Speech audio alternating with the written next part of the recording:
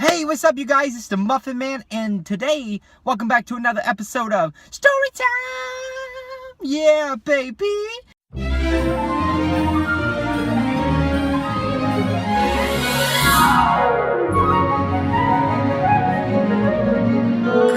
Now, on episode 3 today of StoryTime, yeah, baby, we're going to be talking about school once again, following our theme from episodes 1 and 2. This series right here of Storytime is going to be about my school adventures. So we talked about kindergarten already. We talked about 4th grade. Now we are about to talk about 7th grade. And 7th grade was a big deal because 7th grade was starting a new school. 7th grade was starting junior high. In fact, Houma Junior High.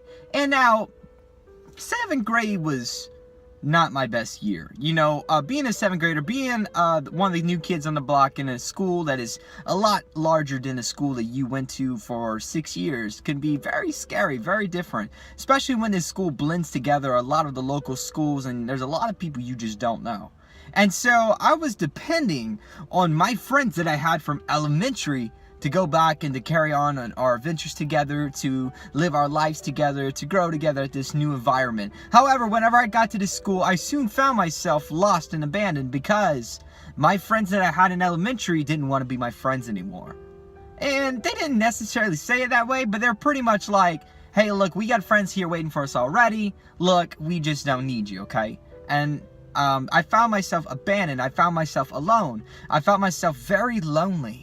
And I remember sitting by myself a lot, whether it was in cafeteria or just at a picnic table somewhere. And 7th grade was really hard for me. It really was. And, you know, it began, you know, with these thoughts in my mind, you know, of feeling disqualified.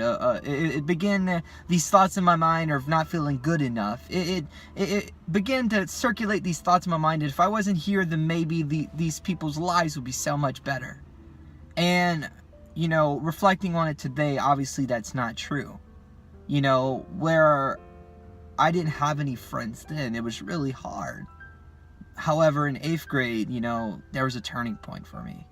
And in 8th grade, my voice started changing, and I got the nickname Butters from South Park. Now, I don't watch South Park, but a lot of my friends did, and they knew who Butters was. Butters was a guy that was known to get grounded a lot. He was very innocent, and apparently I had his voice. So they started calling me Butters because pretty much I fit the description. I sound like him, I got punished a lot, and like it was nuts, like it was crazy. So like I got really popular with that nickname. A lot of people ended up knowing me.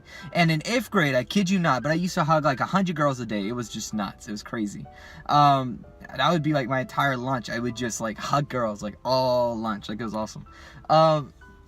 And so what is this story's point? What is the moral of this story?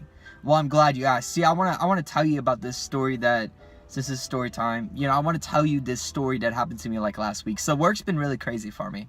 And I'm by myself for 10 weeks while my coworker's out because she had to have surgery in her shoulder, a couple of tears.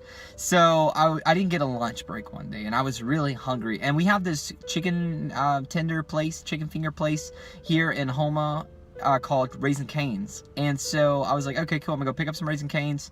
So when it was raining a lot, excuse me, I'm sorry guys, it's really hot, really sweaty. It's part of the summertime. So it's been raining a lot at this point, okay?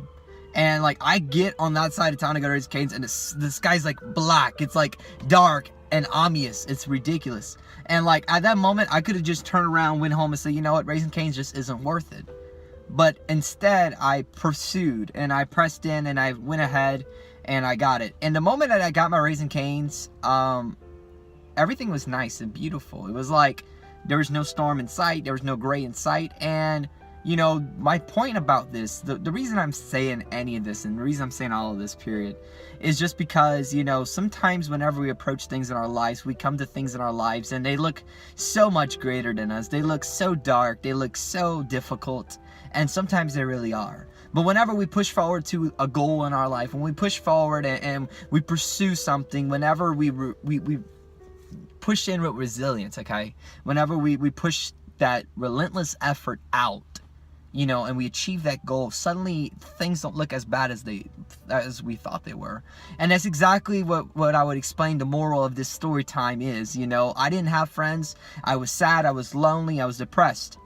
But I stuck through. I pushed through. I fought no matter how hard it was. And the following year made up for it.